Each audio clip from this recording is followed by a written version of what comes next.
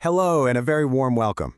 As an AI expert in hotel operations, I'm thrilled to be here with all of you, the students of Europe Hotel School.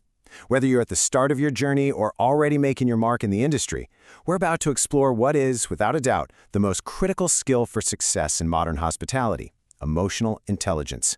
Let's get started. So, to really get a handle on this, we're going to use a simple framework I call the EI Mastery Pyramid. As you can see, we'll begin right at the base with the heart of hospitality, and then we'll build our way up step by step. By the end, you'll see exactly how EI can completely transform the guest experience. Sound good? Okay, let's jump in. All right, let's start right at the bottom, at the very foundation of our pyramid. First things first, what is emotional intelligence really? And why is it the absolute bedrock of hospitality in today's globalized, always-on world? When you boil it all down, emotional intelligence is really about two key things: perception and response. It's a two-sided coin, you could say. It has to start with you, with being aware of your own emotions, and then it expands outward, so you can recognize and actually understand what your guests are feeling. It's that powerful combination that turns a simple, everyday check-in into a genuinely welcoming, memorable experience. I love this idea of EI as a bridge. Just picture this. You have guests arriving after a 12-hour international flight. They're tired, they're in a new place, and maybe English isn't their first language. Your emotional intelligence is what builds that bridge from your world to theirs. It's what allows you to cut through the noise and connect with them with real empathy and professionalism. Okay, now that we've got the foundation set, let's move up to the next level of our pyramid. This is where we start to shift our focus from the internal to the external. It's all about mastering the art of reading those unspoken cues. You know, the subtle messages a guest is sending without ever saying a word. And you know, this right here highlights one of the biggest challenges you'll face. In some cultures, speaking loudly with big expressive gestures is totally normal. It's just how people communicate. But in others, a guest might be incredibly happy with their service and show it by being quiet and reserved. If we only see the world through our own cultural lens, we're going to misread the situation for sure. The real skill is learning to observe without automatically judging. So here's the most important takeaway for this section. Before you react, you have to just pause, observe. It's about swapping out judgment for curiosity. Just taking a second to ask yourself, what might actually be going on for this person right now? That one simple pause, that tiny shift in your mindset can stop a misunderstanding in its tracks. All right, we've looked outward at our guests. Now it's time to turn that focus inward. This next level is absolutely crucial. It's all about mastering your own internal state, especially when the pressure's on. This is truly what separates the good professionals from the great ones.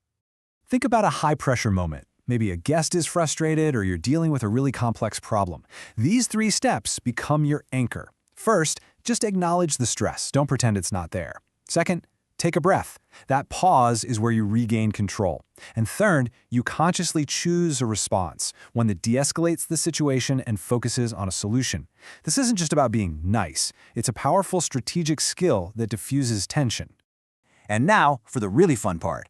We've been working on our internal state and our external awareness. So now it's time to bring those two skills together to do what hospitality is all about: building real, genuine connections with our guests.